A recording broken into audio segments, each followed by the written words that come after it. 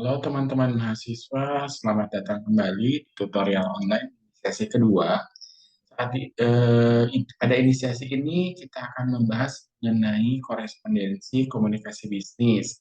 Nah, setelah belajar ini, Anda diharapkan dapat menjelaskan korespondensi bisnis dan pesan positif dan informatif dalam korespondensi.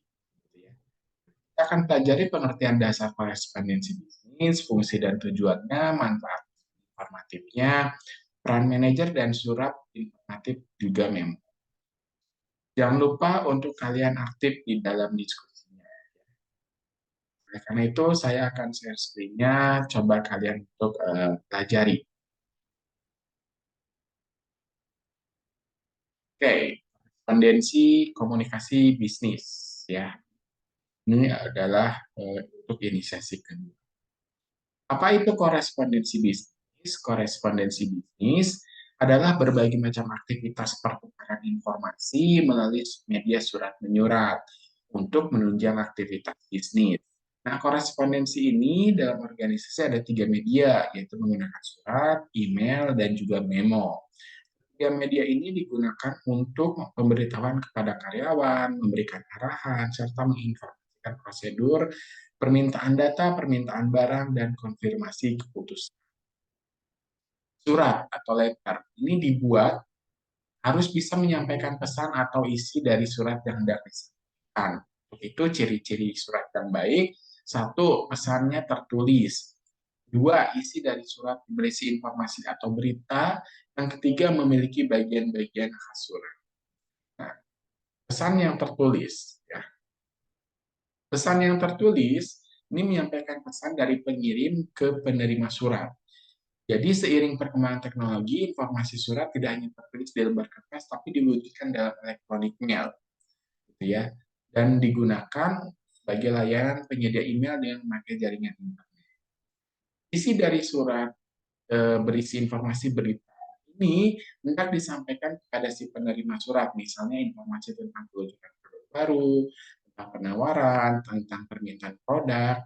Selain informasi surat, sampaikan dapat berupa berita, bisa juga misalkan berita tentang pembukaan cabang atau perubahan alamat kantor. Bagian-bagian khas surat.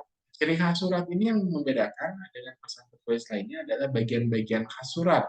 Misalnya, ada kepala surat, nomor surat, kepala surat, ada lampiran, ada salam pembuka, ada perihalnya, isi surat, dan penutup surat, termasuk di dalamnya ada nama jelas dan juga tanda tangan. Fungsinya ini sebagai sarana komunikasi ya.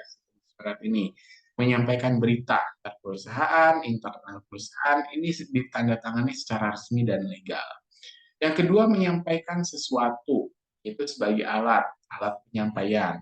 Yang ketiga, sebagai bukti tertulis surat bisnis, ini bisa direkap oleh perusahaan, diterima oleh perusahaan, dan didokumentasikan.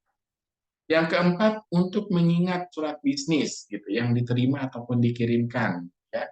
Jadi sebagai dokumentasi. Yang kelima, bukti sejarah historis. Jadi ada dokumentasi historisnya berkaitan dengan surat izin, proses pendirian perusahaan, kepemilikan, status perusahaan, dan lain-lain. Yang keenam, sebagai pedoman kerja. Ya. Nah, ini berkaitan dengan surat keputusan, perintah, instruksi, nah berfungsi sebagai acuan dan pedoman dalam menjalankan dunia. Yang ketujuh, bisa surat juga sebagai media promosi bagi pengirim surat, sebagai perantara media sebagai sarana promosinya. Perusahaan memanfaatkan surat untuk promosi yang efektif ke perusahaan lain maupun ke perorangan. Selain surat ada memo. Memo ini diperlukan untuk hal-hal berikut, ya. Itu schedule, date, to inform subject. Itu dalam membuat memo itu ada itunya ya. Ada tanggalnya, to-nya ke siapa, from-nya dari siapa, ada subject. Ada judul memo di tengah-tengah. Memo biasanya tidak diakhiri dengan penutupan atau tanda tangan. Biasanya pengirim menuliskan inisial nama setelah mereka. Selanjutnya ada email. Kan ada surat, memo, email. Nah, email ini ada bagian-bagiannya, ada pembukaannya, openingnya, ini gagasan utama, terus ada badinya atau tubuhnya menjelaskan gagasan utama tadi yang mendukung gagasan utama ya. Email ataupun memo yang baik berisi hanya satu topik. Gunakan poin-poin yang mudah dibaca. Yang terakhir ada closing atau penutup. Ini rangkuman pesan atau memberikan pemikiran penutup. Contohnya informasi respon yang harus dilakukan, tanggal, deadline, dan kesimpulan. Kalimat penutup. Dalam korespondensi ada pesan positif dan informatifnya. Tujuan pesan informatif, ya tujuannya tujuan utamanya adalah memberikan informasi atau berita baik atau memberikan agar si reader bisa membaca atau si pembaca bisa membaca, bisa mengerti atau memberikan informasi dengan pandangan yang positif. Ya. Untuk mengurangi hal-hal elemen negatif tujuan dari pesan informatifnya. Tujuan pendukungnya adalah untuk membangun image yang baik dari si penulis atau membangun image yang baik dari organisasi penulisnya itu sendiri atau untuk membangun relasi yang baik antara penulis dan juga pembaca, mereduce atau mengurangi, mengeliminasi apa namanya itu koresponden di kemudian hari yang subjeknya. Menulis email, email adalah alat yang sangat penting sekali bagi para pekerja saat ini. Pembaca bisa baca email ke email pengirim atau mereply-nya langsung ke email pengirim. Guidelines-nya ini seperti ini. Satu, pengguna semua huruf besar hanya untuk menekankan saja. Jadi jangan semuanya menggunakan huruf besar. Ya. Ketik email memakai huruf besar, semua akan dilihat oleh pembeli sebagai ungkapan kasar, marah, atau berteriak. Jadi jangan langsung semua. Yang kedua, jangan gunakan pesan merah dengan menggunakan email. Jika Anda punya konflik dengan seseorang, selesaikanlah dengan tatap muka. Panik.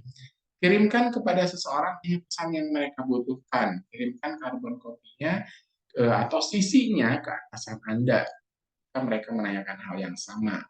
Nah, ketika Anda respon sebuah email, sertakan hanya bagian pesan yang aslinya saja, agar pembaca mengerti postingan Anda. Selanjutnya, jika kutipan pesan aslinya terlalu panjang, katakan respon pesan Anda terlebih dahulu baru.